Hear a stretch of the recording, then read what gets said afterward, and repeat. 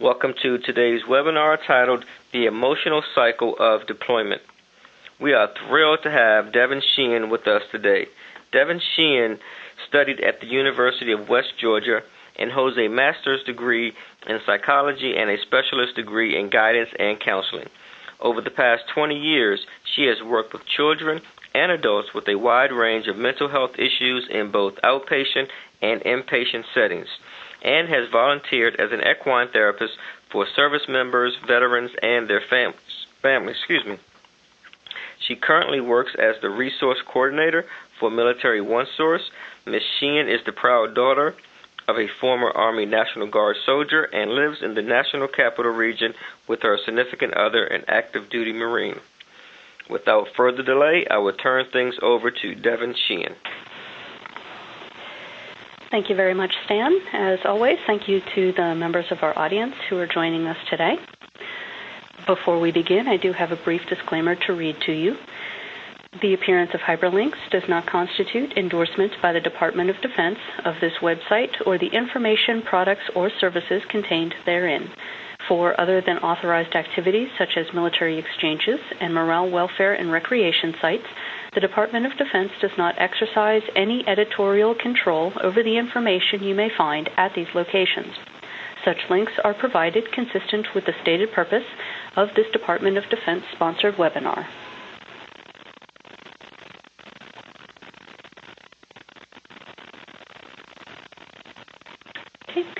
Our agenda today, we will be going over the 3 stages of deployment: pre-deployment, deployment, and reunion, and the stages for each of these phases: anticipation of loss, detachment and withdrawal, emotional disorganization, recovery and stabilization, anticipation of homecoming, renegotiation of the marriage contract, and reintegration and stabilization.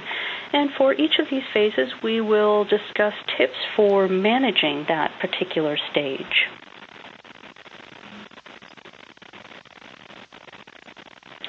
Military deployments push us to handle a wide variety of unexpected emotions and situations, whether you're the deploying service member or you're the loved one who stays behind to take care of the home front. Behaviors and emotions before, during, and after deployments can be very overwhelming for both the service member and their loved ones. And, of course, subsequent deployments can bring about entirely new sets of responses that we can't always predict. Part of the emotional cycle of all deployments is understanding, recognizing, acknowledging, and coping with these emotions and behaviors. It's important to take a moment to remember we all respond differently based not only on our past experiences, but also the spin that we have since placed on that experience. For example, if you and I went out on a picnic, and the main things that you remember are how delicious the food was, what the perfect weather we had. The main thing that I remember is that I came home covered in bug bites and poison ivy. Even though we experienced the same event, one of us is going to have a more positive outlook on the picnic itself and also the idea of going on another picnic. Similarly, if one member of a military family felt that a deployment went very smoothly, except for, of course, the sadness of missing the service member, but another military family member felt that everything went wrong the entire time, plus they missed the service member, these people will have very different reactions to news of another deployment coming up.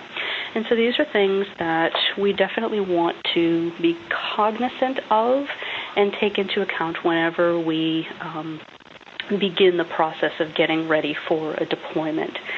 So ultimately the objectives, we've already taken a look at the agenda. Ultimately the objectives of this webinar is to recognize the emotional phases of deployment, possible effects of the deployment phases, and tips for managing the deployment phases. The first stage, or pre-deployment, begins once the orders for deployment are received and the news is then passed along to the family. And so then we move into pre-deployment phase 1, which is anticipation of loss.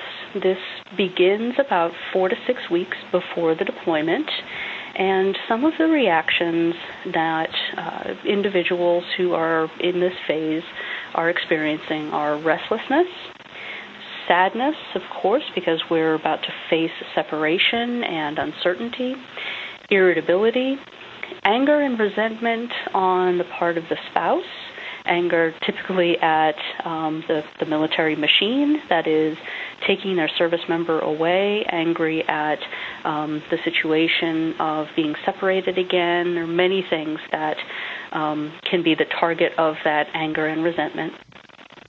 And guilt on the part of the service member, guilt that they're leaving again, that they're going to be missing out on events that will be taking place over the time that they're gone, particularly if there are children involved.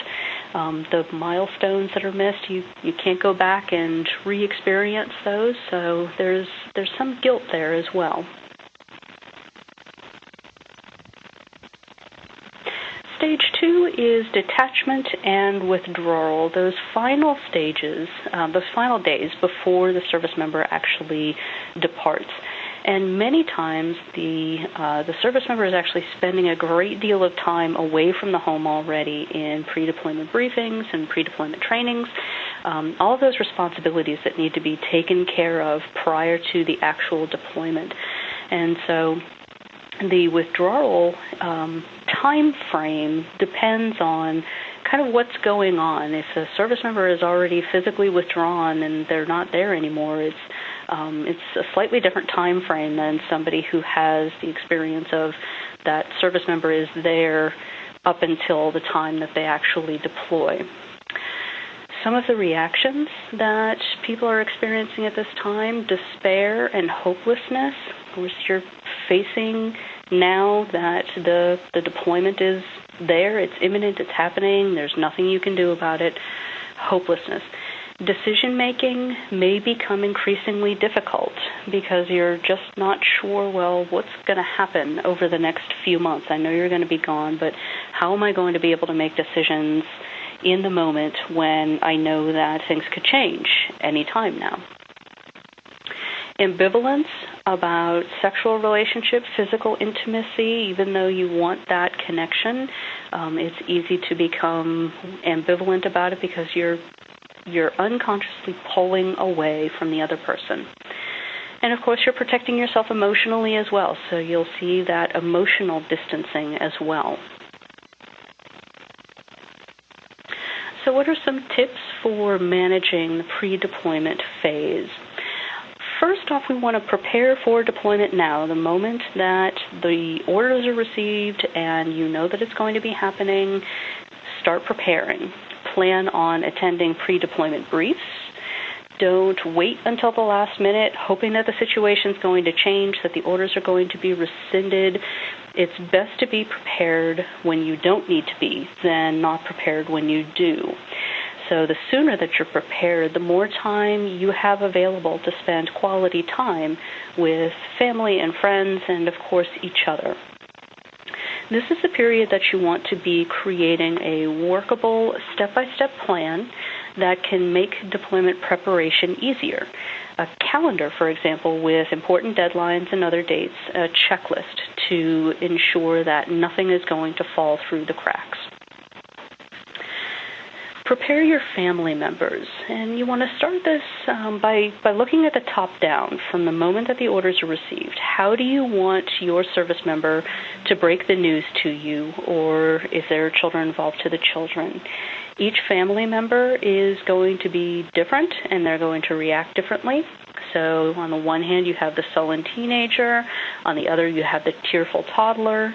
And you just never really know how the news is going to be received. And, of course, if this is a subsequent deployment, maybe their second or their third or even more deployment, their reaction this time of the family members, of the spouses, of the extended family members may be very different from reactions to previous deployment.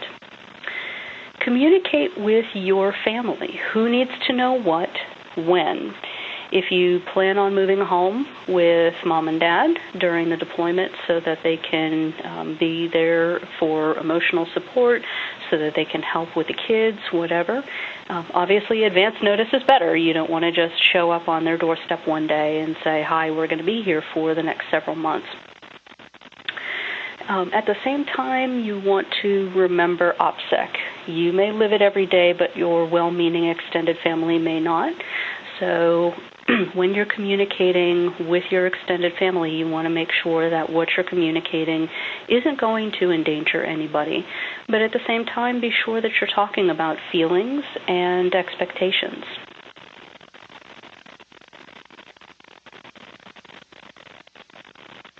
Okay, we talked about being prepared, having a plan in place. And the next two slides are kind of breaking that down a little bit further. So we're going to start off with financial matters. Deployments mean extra pay via entitlements, whether that's the tax-free nature of the pay itself, additional combat pay, whatever it is. It can be very tempting to take advantage of those extra funds. But what you want to remember is just because you have it doesn't mean that you have to spend it.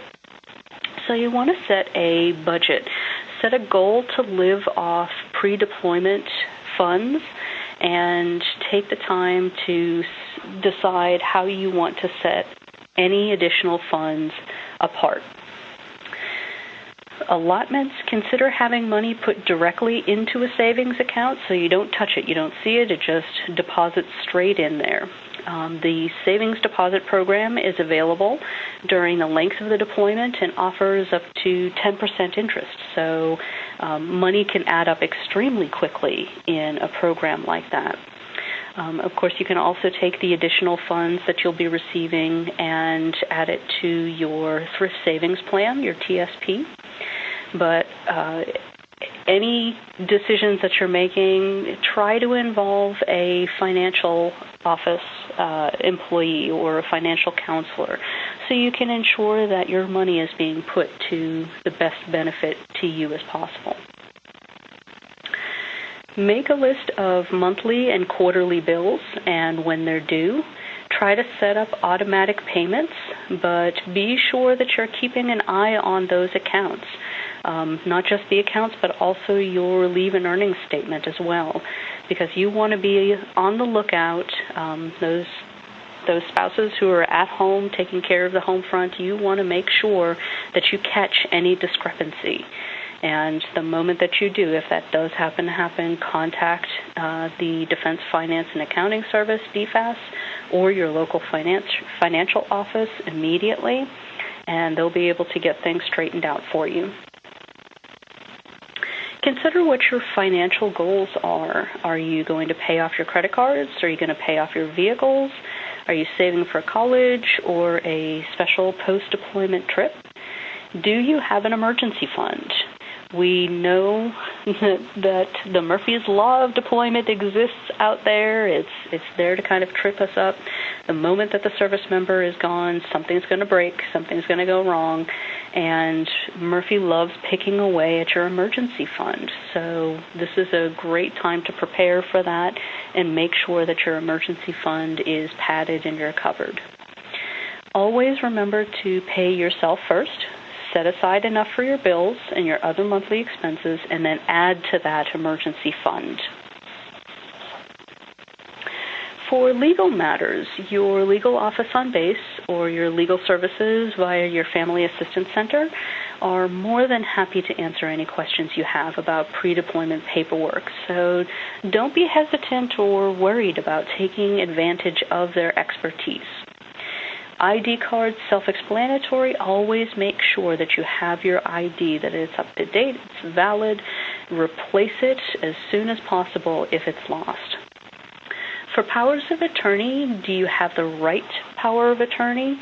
There can be several different kinds, and you want to make sure that If you're an accidental landlord, you're somebody who has a house in one state while you're living in another, and you need to make sure that you can arrange things for that house. Make sure you've got a power of attorney that covers that. Make sure you have a power of attorney that covers your ability to make financial decisions or make legal decisions.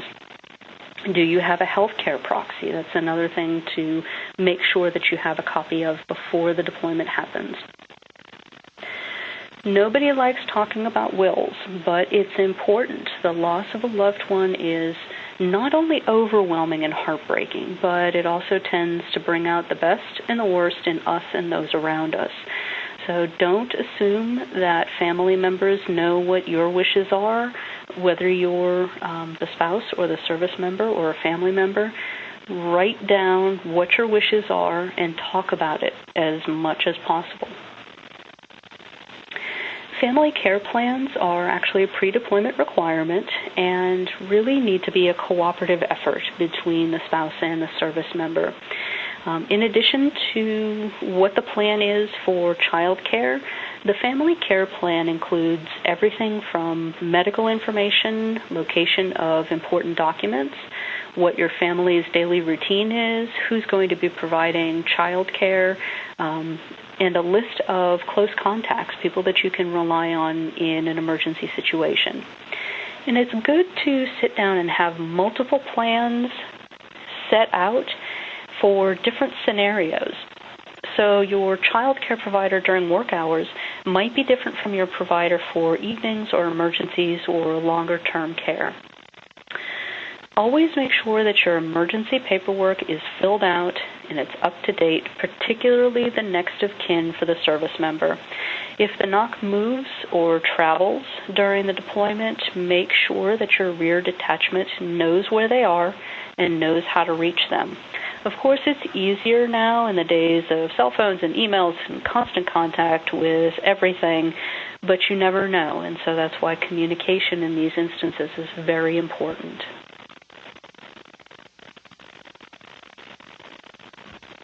Okay, we'll move on to some practical matters. Start off with security. Obviously, this is going to depend on the area where you live. Those who are living on base housing may have a different level of security available to them than those living out in town. The ultimate takeaway in this situation is do what makes you feel most comfortable. If that's getting a security system, making a friend in the neighborhood that can keep an eye on your house, getting that dog that you've always wanted. But, of course, before you consider that, make sure that everybody's on board and has equal input into the decision, because you're taking on a big responsibility in that kind of a case. So whether it's any or all of those, these are things to take into consideration for your own security. When you answer the door, think about whether you're expecting someone. Use the peephole before you open it. For healthcare issues, what are you going to do if you get sick in the middle of the night? Do you have somebody who can come and take you to the doctor or hospital? If you have a chronic condition, do you have a good support system in place? What if one of your children becomes sick and you have to take care of them plus your other children? The EFMP office, Exceptional Family Member Program office, has a wealth of knowledge about dealing with chronic health issues, arranging respite care, services that are available to military families, and you can contact the office on your base, or you can schedule an appointment with a Military OneSource special needs consultant to plan out what you're going to do during the deployment for your healthcare issues. The next item is household and vehicle. Maintain your lawn. There are actually organizations who will provide this service for free during deployment. Keep the service member's car in the driveway. Move it occasionally so that it's not obvious that it's just sitting there, implying that the service member is gone. Make sure that the vehicle that you're driving every day has been inspected prior to the deployment to take care of any mechanical issues at that time. If you're going to be away, make sure that you have your mail picked up by a neighbor or held at the post office. So again, it doesn't look to the casual person driving by that either it's somebody staying there on their own or you're gone for a little while. Make sure that your passport is up to date and available, that you know where it is. For personal matters, the primary focus, where it's applicable, should be the spouse and the children. Talk about holidays. You can pre-purchase and wrap gifts for special occasions so that that service member has something to give, quote unquote, to give to the spouse or the child on that special occasion. They have something that they're able to open on that holiday. Talk about responsibilities and expectations, and these, of course, should be age appropriate for children.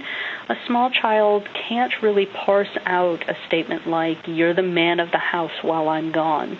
And in fact, that often leads to the child putting a lot of pressure on themselves or just missing out on being a child because they're worried about taking care of everyone. But if you're going to task a teenager with doing their laundry, that's a reasonable expectation. So even if the message that you're conveying isn't an easy one to hear, make sure that the lines of communication are staying open with the spouse, with the child, and of course, ultimately with other relatives and friends. Those other relatives and friends are going to need to talk about their thoughts and feelings about the deployment. And you want to give them that opportunity, but at the same time, don't let their fears or even disapproval weigh you down. Sometimes non-military family and friends unintentionally say the wrong thing, and sometimes they intentionally say the right thing. So just make sure that you're practicing good self-care and set some boundaries when you're talking to those non-military family and friends. Loved ones are a vital part of the deployment cycle, and each has their own role. We've heard the phrase, "It takes a village to raise a child." Well, sometimes it takes a village to get through a deployment. So make sure that you've got a good supportive connection with others.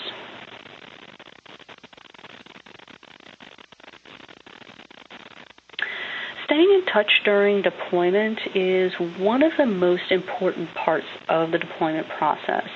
You want to set expectations as much as possible prior to the deployment so that each of you knows what to expect. And then try to stick to that plan, while at the same time acknowledging that things can change once the service member arrives overseas. For snail mail, make sure that you have the correct address before sending anything. Make sure that you're following guidelines for what is and isn't allowed in country. Packages can get expensive very, very quickly, and this is why communicating beforehand about budgets and how you're going to stay in touch is key. Advancements in technology have significantly changed the ability to communicate to our loved ones when they're overseas. Where we used to have to wait months for a letter to arrive, we can now actually communicate instantly via phone calls, via email, via video. We can send audio recordings and they can actually hear our voices. And while this is an amazing ability, it can also have some unintended effects. The instant communication enables us to share both the really good and the not so good in real time. So ultimately the question is, should we? And this is where communicating about the communication plan and staying in touch is important. While it's very important to always be honest with your partner, sometimes discretion is the better part of valor. So sending a panicked email at 2 a.m. when a pipe bursts and there's 9,000 miles between it and your service member might not be the best course of action. On the other hand, sending a less panicked email at 6 a.m. when you have the water shut off, the plumber's on his way, and you've realized that nothing is actually damaged, when that email can point out how great you were at handling the situation all by yourself, that might be a better choice. Also, as much as we'd like to not argue, sometimes it happens. What's important is to keep those lines of communication open so that each partner has the ability to come back and talk it out. So don't be afraid of reaching out and staying in touch during deployment as much, or even conversely, as little as you feel you and your service member need to be.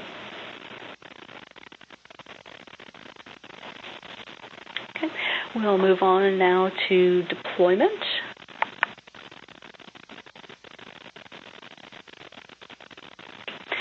And the deployment phase, stage 3, is emotional disorganization. This is the first 6 weeks of deployment, and this is kind of the slightly chaotic, not really sure which way is up and which way to go. This is that stage. The possible reactions we're looking at: initial relief, followed by guilt. So relief that all of the pre-deployment stuff is done and the actual leaving part is over, because the anticipation of that period is often much worse than the reality. And so we've tied ourselves in knots for the past couple of months, and now we're finally at that, okay, now we're in a different phase and we can move on with what we need to do over the next 6 months, 9 months, or a year, however long that deployment is going to be. And then, of course, there's that immediate guilt that comes on top of that. Well, I didn't mean that everything's okay now that they're gone. So the back and forth of relief followed by guilt is very common. Feeling numb or without purpose, not entirely sure what we need to be doing. Sadness, of course, and withdrawal from friends. Just don't want to be around other folks right now. Overwhelmed with the responsibility of what has been taken on. And that's true not only for the spouse at home, but of course for the spouse overseas. There's a lot going on in their world as well, and a lot of responsibility, and it can easily feel overwhelming. Difficulty sleeping, and this list of restless, angry, confused, disorganized, indecisive, irritable, all of these things that just gnaw at us and make us additionally overwhelmed.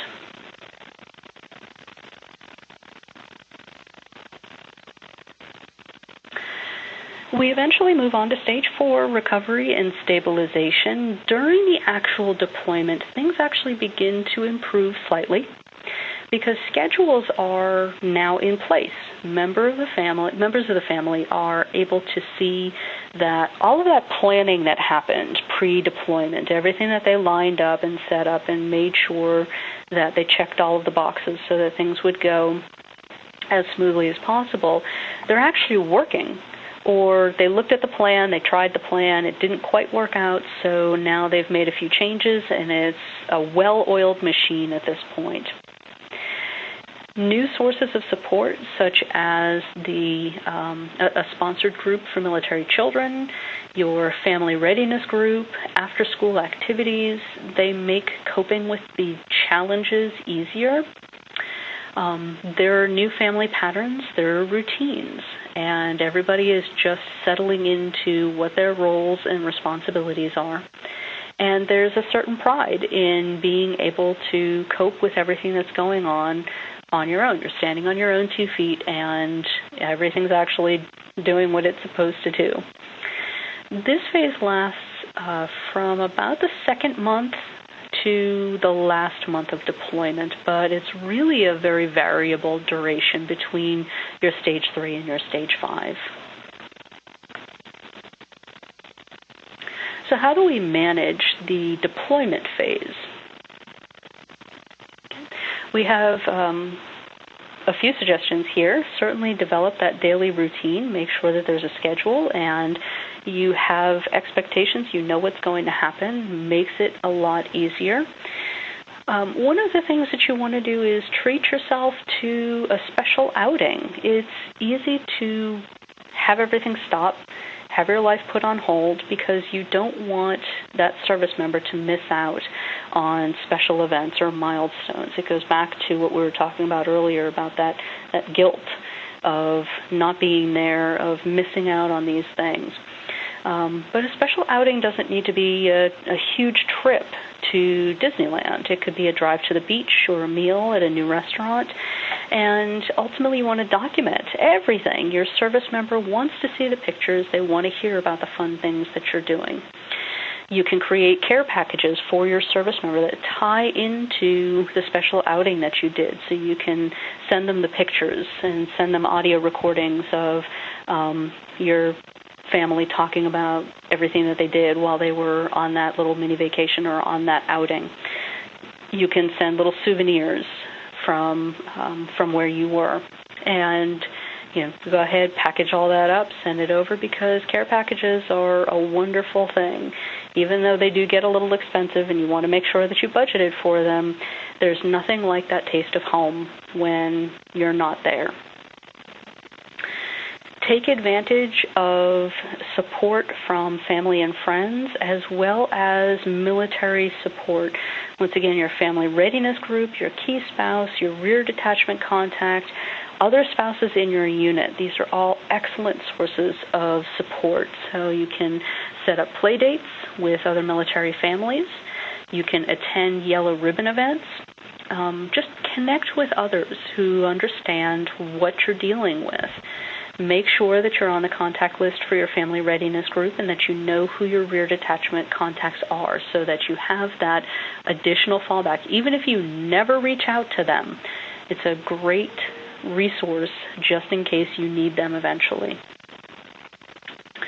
Volunteer. Do something in the name of your service member. If they're animal lovers, volunteer at the animal shelter. If they are interested in particular military or veteran support groups, volunteer there. Go to a veterans hospital and sit with some of the veterans who may not have families who can come visit them all the time. If they're avid readers, volunteer to read to kids at the library. There are many things that you can do that get you out of the house and also make you feel closer to your service member because you're doing something in honor of them. And practice self-care. We're going to talk about that in a little bit more in-depth in just a little while. For the service member, once again, it's all about connecting with those supportive resources. So seek support from your battle buddies. They're missing their families and their loved ones too. So you're in that shared experience of not only experiencing the deployment together, but you're also in that emotional state of missing those that you've left behind. So they're there to catch you just like you're there to catch them. Reach out and get that support. Avoid consuming too much alcohol. Talk, send an email, or write to your partner as often as possible. Stay focused on the mission and reuniting with your family after deployment.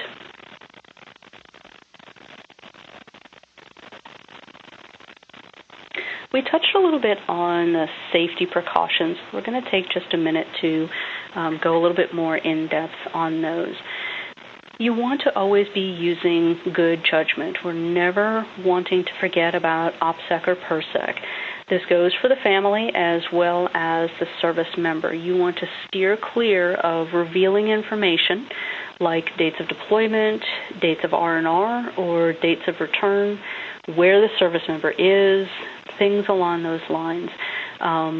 They have the deployment countdown calendars that you can put on the signature line of your emails, or you can put on your Facebook page. They have window stickers for cars that say "Half of my heart is in Iraq or Afghanistan."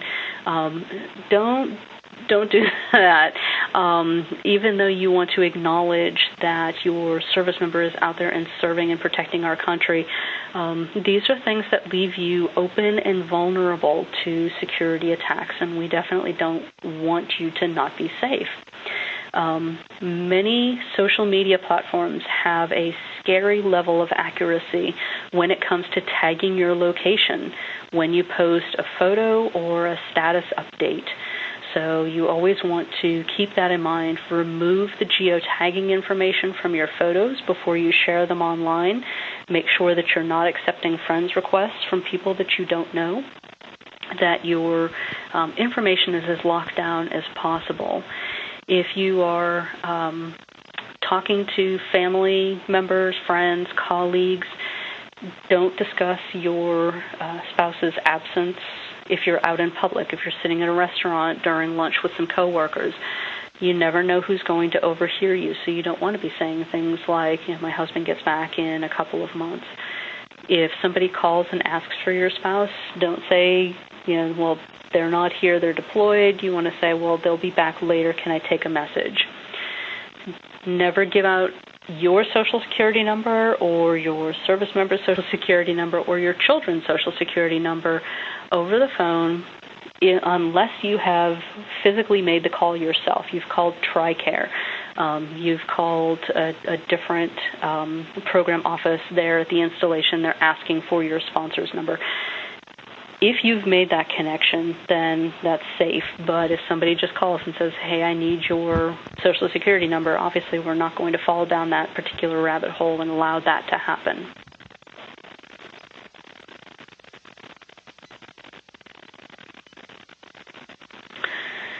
Some people are very reluctant to practice self-care because to think about the idea of self-care, it sounds selfish, it sounds a little bit lazy, and then we start feeling guilty. But good self-care actually goes hand in hand with taking care of yourself, which we talked about earlier. It's very important that you take the opportunity to take care of yourself. If you've ever been on an airplane, you know that the flight attendant says, in case of emergency, put your mask on first. So you want to make sure that you're doing everything you can to keep yourself as whole as possible during this deployment.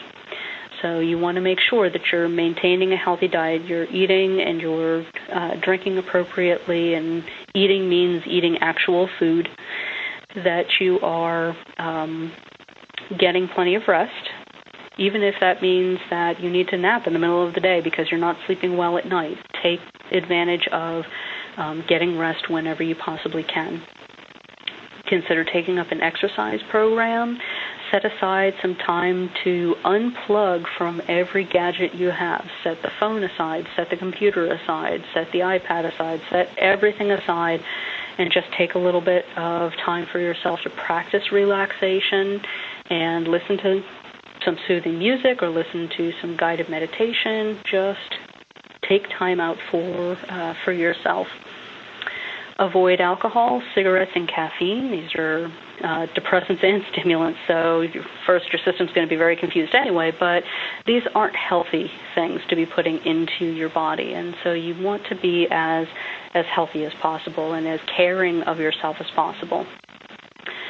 Minimize the amount of news that you watch or read. We're in that 24/7 news cycle. It's hard to separate ourselves from information, but take that opportunity to kind of cut yourself off a little bit, because the only thing it's going to do is cause agitation and anxiety.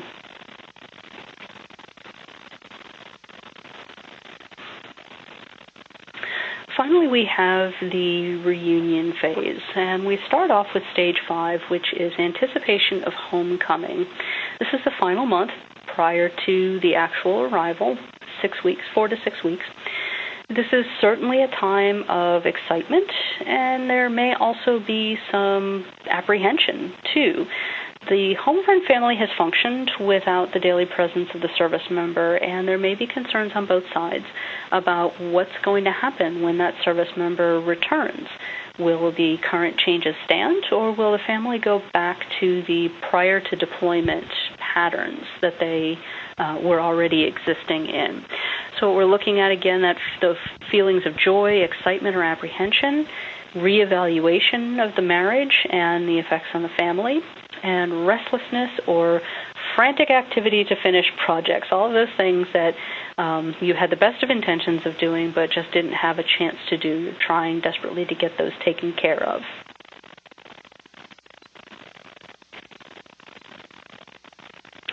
Additional possible reactions, because this is just as much of a state of flux as pre-deployment due to the anticipation of impending change, we're going to see a lot of the same symptoms. We're looking at confusion, looking at changes in appetite, that difficulty in making decisions, and irritability. Okay. Stage 6, renegotiation of the marriage contract. The renegotiation phase is actually the most complicated stage of the deployment cycle. Everybody is ecstatic to have the service member home, and they fall into what is essentially a honeymoon period. It's going to take some time for the emotional reconnection to take place now that the actual physical reunion has happened. Once the excitement wears off, other feelings start kind of coming in. There may be irritation or tension as the service member tries to step back into their normal role or routine.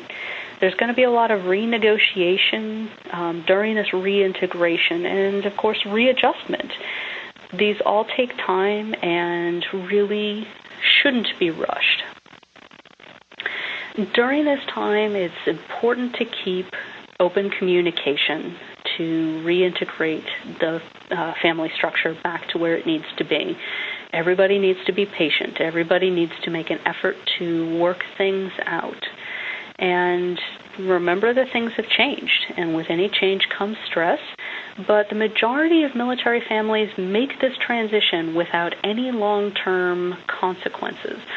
So if you look at the possible reactions, you'll see that some of them are phrased in kind of an overwhelmed or negative kind of a way. Loss of freedom and independence. You know, we had that feeling of pride at being able to accomplish things on our own, and now we're losing that freedom and independence. We have the physical togetherness. The service member is physically there, but there's still that emotional distance. There are renegotiations of assumptions and expectations and adjustments in those roles and responsibilities to establish those new routines. But this shouldn't be considered a negative or overwhelming period.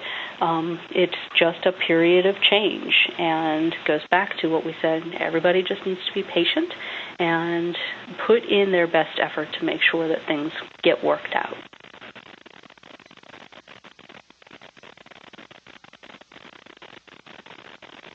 Finally, we have reintegration and stabilization. This is 6 to 12 weeks after the end of deployments. Those new routines that we were struggling with and working on and rejiggering all over the place during stage 6, we now have it all worked out, and those new routines are established, and we're back to feeling relaxed and comfortable. You have a sense of being a couple and a family again. You're back on track emotionally, and you're able to enjoy that warmth and closeness of being with your family once again.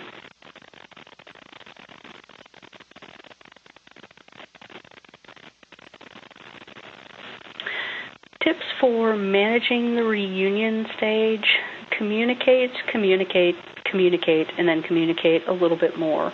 Communicate openly, slowly and patiently, and make sure that you're allowing time for yourself and allowing the others to have free time as well.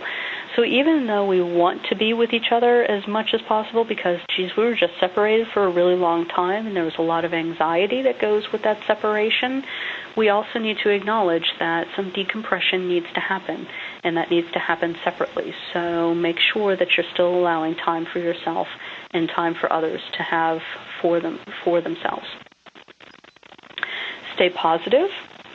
Reconnect with your social network, whether that's the service member coming back and reconnecting with their social network, or it's the spouse who might have let things kind of fall by the wayside with their normal social network. Now they can pick that back up and get reintegrated with them as well.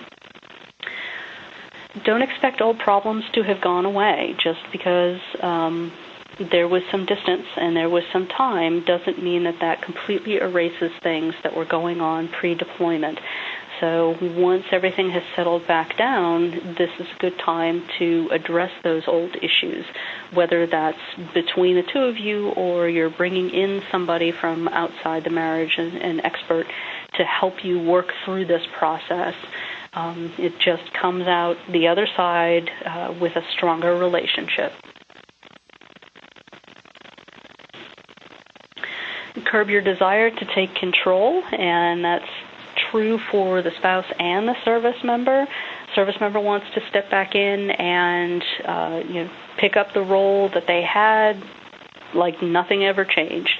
The spouse is now in a routine, and they want things to stay the same, and so they're trying to correct the service member and get them into a different role than what they were used to.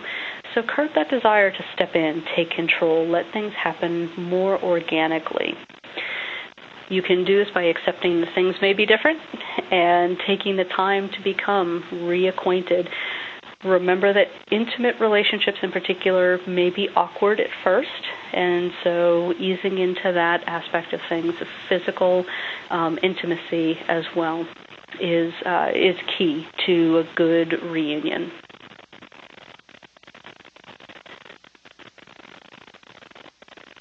Okay, here we have some communication tips, because of course the hardest part about communication is actually communicating. So what we see here, communication is of the utmost importance. We want to do it right. And some of the ways that we can do that is be open to what the other person has to say, even if it's not what we want to hear. We want to give them the opportunity to say it. Inform instead of order.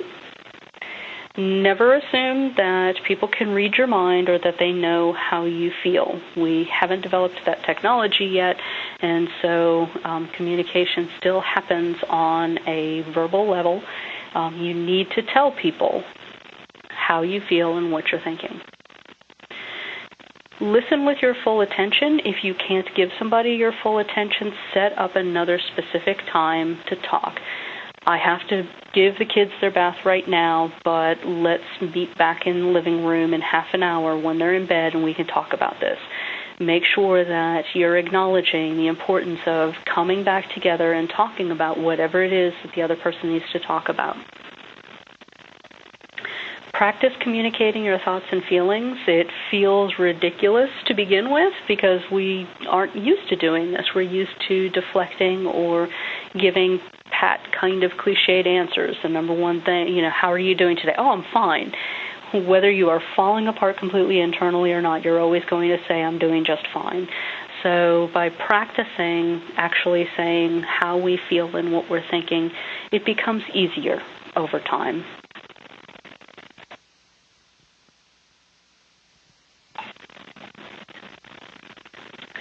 When do we get to the point where it's advisable to go out and actually seek that outside person to help us? If the stress of the deployment cycle is interfering with your ability to function in your daily life, you aren't taking care of yourself, you're not able to get to work. If you're at work, you can't focus.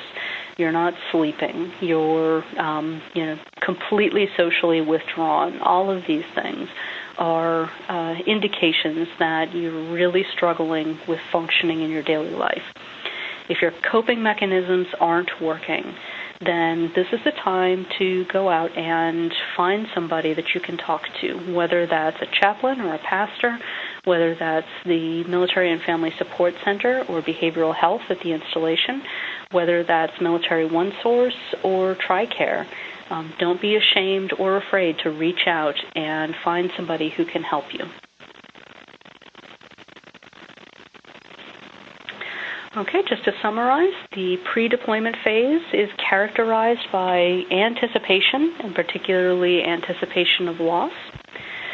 The deployment phase involves relief that the waiting is over, but emotions are intensified.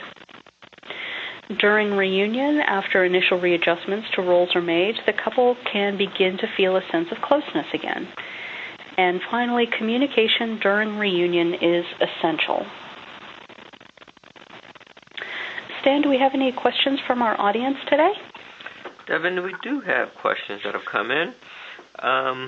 Let's see. The first question reads, I had a bunch of goals set for the year my husband was going to be deployed. Some work around the house, losing weight, finding a new job that pays more. He's coming back in a month, and I haven't done anything. Every time he asks how are things going, I change the subject because I don't want him to be disappointed or angry. I don't know when to tell him that I failed. Should I say something before he comes back or let him see for himself? Okay. First of all, you didn't fail. That's a little bit too harsh of a word to use. When we set goals for ourselves, sometimes we bite off a little bit more than we can chew. We have these ideas of what we're capable of, and sometimes we don't quite reach those goals, but we shouldn't be too hard on ourselves. Maybe there were other things going on that prevented you from getting these goals done. So, don't put too much pressure or frustration onto yourself about this, because, ultimately, you just want your husband home and he just wants to be home. He's not going to worry that maybe the landscaping didn't get done. But at the same time, we want to make sure that he's not coming home to a complete and total surprise.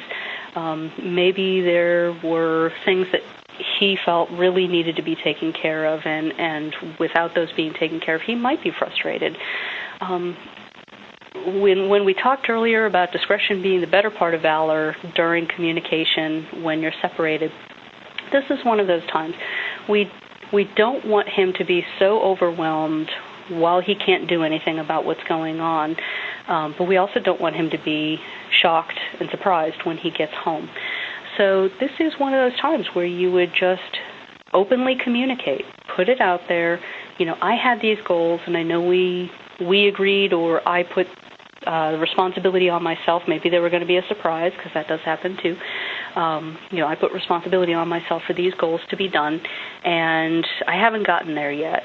But I have some time left before you get home. Do you see anything here that I could get done before you get home, something that you feel is most important, or advice that you can give?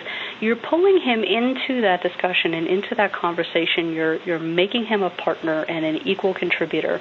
So you're giving him a little bit of a problem to solve, and in that seeking of support, it naturally diffuses us when we hear something maybe we don't want to hear, like, well, I set these goals up and I didn't do it. If I had the expectation that you were going to do something, hearing, I didn't do it, but can you help me decide what is the best use of my time over the next few weeks? I'm going to be more likely to step up and help you out. So give him that opportunity to step up and help you out and give you some suggestions on what can be accomplished and what can wait. You can also say, hey, I'd really like to wait until you get home because decision-making has been a little bit hard for me right now. I don't want to move forward with something that you won't like. So it goes back to that open communication and being confident in sharing our thoughts and our feelings. Thank you. The next question reads, my wife has been back from deployment for 2 months, and we haven't been intimate. I don't want to push her, but she won't talk about it, and I miss that part of our relationship. What should I do? Okay. So we're still kind of in that reunion flux phase. It's great that you recognize, I don't want to push her into anything, but at the same time, you're recognizing your feelings of, this was an important part of my relationship with her. I love her, and I want to express that love physically. So if she doesn't want to talk to you about it, maybe broach it as, I would like to talk to somebody with you about it. Maybe the inclusion of that third party, whether it's your chaplain, whether it's a counselor out in town, whether it's a military and family life counselor. These folks are available to help you through these kind of rough times. There may be any number of reasons why she doesn't feel comfortable right now being physically intimate. And, it's good that you're giving her time to kind of reintegrate and find her way back here at home. but at the same time, you want to make sure that those doors of communication are open, that she feels comfortable coming to you and saying, this is what's going on, and I miss the physical intimacy too. Also, reaching out physically in small ways is a great precursor to that additional sexual physical intimacy. So, sitting next to her on the couch and holding her hand, or holding her hand when you're walking through a parking lot, or giving her hugs, all of these things that don't lead to, well, now I'm initiating physical sexual intimacy, are a good way to kind of relax her and get her in a headspace of, I'm no longer overseas, I'm no longer in that stressful environment, I am back at home with the person that I love, and, the relaxation of the body is okay in this environment. So, we don't know what's going on with her. We want to make sure that she has the space to talk about these things, whether it's with you, whether it's with somebody else, and you, but we definitely want to have that conversation sooner rather than later. Thank you. The next question reads, my 7-year-old daughter asks me, Mommy, does Daddy have to leave? I don't think he wants to go. She's not handling it very well. How do I talk to my daughter about this is his job? Okay. That's one of the most heartbreaking things that we could ever hear from a child. Does Daddy or does Mommy have to go? Because as adults, we realize this is his job or this is her job, and absolutely yes, we can't say no to something like this. But children can't parse that out. They just see it as Daddy or Mommy, they're leaving us, and I don't understand why. So what I would highly recommend is reaching out to the deployment program at your installation or through your Family Assistance Center. They have a number of resources. They're available on the Military OneSource website as well, and there are books and CDs and other things that you can use to open up that conversation at an age-appropriate level, at a maturity-appropriate level for her. And the deployment office can also connect her with other kids who are going through the same thing, who also may be struggling to understand, why does Mommy or Daddy have to go away? And these are things that they can work with a professional on in a more relaxed environment. They get together for a play group and, are able to work on their feelings. So those are a couple of really great resources. You can certainly call Military OneSource and talk to their consultants about setting up family counseling for you to help you have that conversation with her, and also give her somebody supportive to talk to as well. So there are a number of resources out there that are available to you to bolster that conversation, but in the meantime, just reinforcing the message of, from both you and your husband, well, yes, Daddy has to go, but Daddy loves you, and, how can we stay in touch? What do you think about how we can stay in touch, and how can we make this easier for you? She's just at a state, she's at an age and a maturity level where she's going to have a little bit of trouble parsing it, but there are a lot of resources out there that can help you connect with her on that level. Great, thank you. At this time, there are no more questions in the queue, so I would like to thank you, Devin Sheehan, for sharing your invaluable experience and expertise. I would also like to thank our attendees for participating in today's webinar. And if you find yourself having questions after the webinar is over, please email moswebinars@militaryonesource.com, and we'll get the questions over to our presenter and get an answer back to you as soon as we can. This concludes today's webinar on the emotional cycle of deployment. Thank you all for attending, and have a great day.